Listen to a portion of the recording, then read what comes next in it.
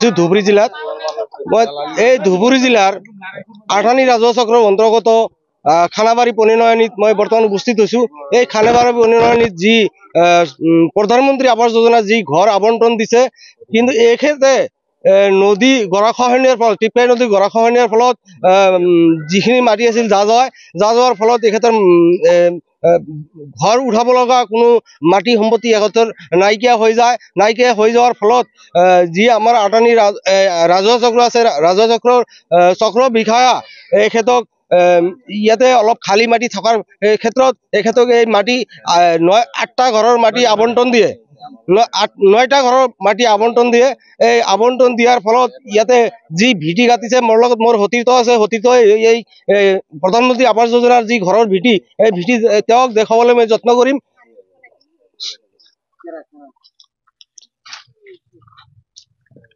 হয়, এয়া হ'ল এই যে গৰাখহনীয়াৰ ফলত যি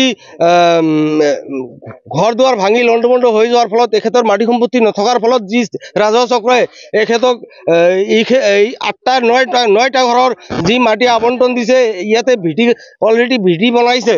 কিন্তু ভিটি বনোৱাৰ পিছতে এইখন জাগাৰে কিছুমান দালাল শ্ৰেণী লোকে এই মাটি পেলাব দিয়া নাই।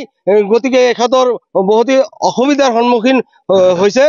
ইয়াক লৈ এই আঠানী ৰাজহ চক্ৰৰ যি চক্ৰ বিষয়া আছে, তেখেতে কেনেদৰে পদক্ষেপ লয় সেয়া সময়তহে লক্ষণীয় হ'ব। আৰু মোৰ লগত ইয়াৰে স্থানীয় ৰাইজ আছে, স্থানীয় ৰাইজৰ পৰা মই কিছু মন্তব্য ল'বলৈ চেষ্টা কৰিম। হয় দাদা, এই ঘৰকেইটা কি হৈছে একচুৱেলি, এই গৰাখহনীয়া হোৱাৰ ফলত যি অৱস্থা আমি ভিটি কাটা দেখিবলৈ পাইছোঁ, কি বৰ্তমান কি হৈছে? বৰ্তমান যিটো হৈছে মানে ভিটিখিনিত আমাৰ মাটি দিব লাগে, নহ'লে ছেকেণ্ড কিস্তিৰ টকাটো নোসোমায়। সেইকাৰণে মাটি অনাৰ কাৰণে ট্ৰেক্টৰ লগাই দিয়া হৈছিল। কিছুমান দালাল শ্ৰেণীৰ লোকে ট্ৰেক্টৰখন আহিব নিদিয়ে আৰু ভিটিখনত মাটি পেলাব নিদিয়ে। সেইকাৰণে আমাৰ বিৰাট অসুবিধা, মানুহবোৰ অঘৰী হৈ আছে। ইয়াতে থকা খোৱাৰ ব্যৱস্থা খুব দিগদাৰী হৈ আছে। মানুহখিনি ভিটা বাৰীও নাই, নদীত গৰাখহনীয়া গুচি গৈছে। সেইকাৰণে মই এই দালাল শ্ৰেণীৰ লোকবিলাকক কওঁ যে সিহঁতেও অলপ চিন্তা কৰিব লাগে যে মানুহ গৰীব দুখীয়া মানুহ, সিহঁতে মাটিখিনি পেলালেহে ছেকেণ্ড কিস্তি টকাটো সোমাব। সিহঁতে ঘৰ বাৰী নাই, এনেকুৱা ক'ত থাকিব? ত্ৰিপাল দিছে গভৰ্ণমেণ্ট, ত্ৰিপালৰ তলতহে থাকে। এই আজি 2-3 মাহ হৈ গ'ল সিহঁতৰ। হয়, ইমান গৰমৰ মাজতো ত্ৰিপালৰ তলত থাকিব লগা হৈছে এই 9টা ঘৰৰ পৰিয়ালে।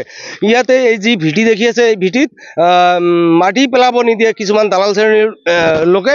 ইয়াতে আৰু এজন স্থানীয় ৰাইজ আছে, স্থানীয় ৰাইজৰ পৰা মই অলপ মন্তব্য ল'বলৈ চেষ্টা কৰিম। হয়, আমি যেটা জানলাম আর কি, আমার জানা মতো যেটা দেখলাম বা শুনলাম, এই কিছু অংশ মানুষের জন্য আঙ্গেরে বিরাট একটা সমস্যা হব বা হয়েও আছে, পরবর্তীতে আরো বেশি হব, এটাই দিশা পাওয়া যাইতেছে। তার কারণ খুব দুঃখী মানুষ, মানে খুব অভাবী মানুষ।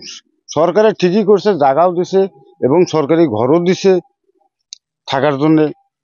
হয় সরকারের আইন মতন এই পয়সাটা ভিটি না গাঁথলে তারা পায় না আইন মতন।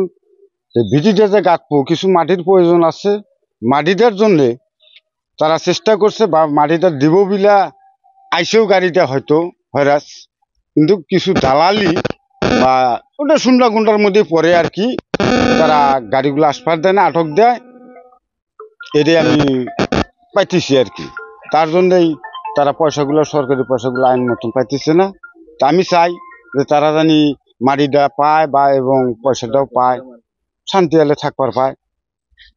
এইটুকুই আমি সরকারের কাছে, ইয়ার পরিপ্রেক্ষিতে আপনি অসম সরকারক, হ্যাঁ, অসম সরকারের কাছে আমি এটাই আবেদন জানাই যে খুবই শান্তির জন্য সরকারে চেষ্টা করছে।